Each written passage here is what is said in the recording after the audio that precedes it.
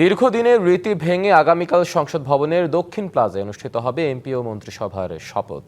সংসদ সদস্যদের শপথ বাক্য পাঠ করাবেন প্রধান নির্বাচন কমিশনার, আর প্রধানমন্ত্রী মন্ত্রী প্রতিমন্ত্রীদের শপথ পড়াবেন রাষ্ট্রপতি। এর মধ্যে শপথ পড়ানোর সব প্রস্তুতি নেওয়া হয়েছে। প্রস্তুত করা হয়েছে ৩৭টি গাড়ি ও বাড়ি। আর বিএনপির ইচ্ছা অনুযায়ী প্রধানমন্ত্রীর বাসভবন নির্ধারণ করা হবে। এবার ক্ষণগণনা ত্রয়োদশ সংসদ নির্বাচনে বিজয়ী সংসদ সদস্যদের শপথ পড়ানোর, আর এরপরই সর্বোচ্চ আসনে বিজয়ী দলের নেতা প্রধানমন্ত্রী হিসাবে শপথ নেবেন। সঙ্গে শপথ নেবেন মন্ত্রিসভার অন্যান্য সদস্যরা।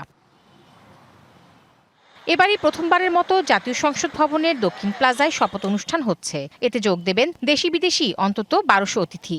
এরই মধ্যে সব ধরনের প্রস্তুতি শেষ করে এনেছে সংসদ সচিবালয় ও মন্ত্রিপরিষদ বিভাগ। শপথস্থল পরিদর্শন করেছেন বিএনপির একটি প্রতিনিধি দলও। এবার একটু উন্মুক্ত পরিবেশে সাধারণ মানুষের সামনেই জাতীয় সংসদের দক্ষিণ প্লাজায় এই শপথ অনুষ্ঠানটি অনুষ্ঠিত হবে। এই ব্যাপারে আমরা সর্বাত্মক সহযোগিতা করছি। সার্বিক প্রস্তুতি মধ্যে আল্লাহর রহমতে সম্পূর্ণ হয়েছে। পরিপূর্ণভাবে ইনশাল্লাহ সন্ধ্যার মধ্যেই সম্পূর্ণ হবে।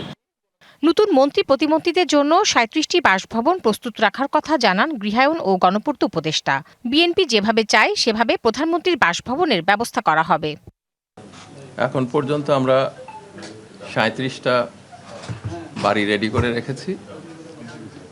মিন্টু রোড, এই হেয়ার রোড, ধানমন্ডি এবং গুলশান মিলিয়ে এই পর্যন্ত এটা রেডি আছে। আর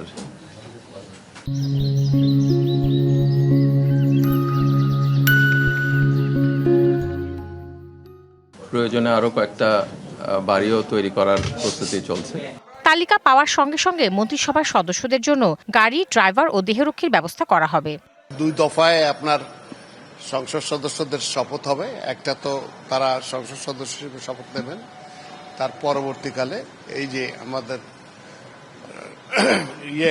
সংস্কার সেটার জন্য শপথ নেবেন এবং বিকেলে যে মন্ত্রিসভার শপথ হবে। আমাদের সেই প্রিপারেশনের জন্যই আমরা আসছি। এখন পরে নিয়ে আমরা যোগাযোগ স্থাপন করব, তারপরে যখন বলা হবে তখন নামগুলো সবাই জানতে পারবেন ইনশাআল্লাহ। এদিকে আনুষ্ঠানিকভাবে বিদায় নিচ্ছেন বেশ কয়েকজন উপদেষ্টা। আজও শেষ কর্মদিবসে কেউ কেউ কথা বলেছেন গণমাধ্যমের সঙ্গে, জানিয়েছেন ফিরে যাবেন তাদের পুরনো কাজে। ভালো মন্দ মিলিয়ে তো ১.৫ বছর কেটে গেল, তো আমি আমার পুরনো জীবনে ফিরে যাব। কিছু লেখালেখি, কিছু মাঝে মাঝে কিছু কথা বলা, এইটুকুই। সেই সূত্রে হয়তো আপনাদের সাথে এরপরে আরো যোগাযোগ হবে।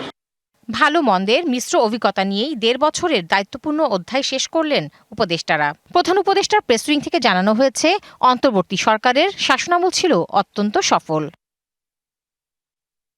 Tahsina Jesi, DBC news, Dhaka.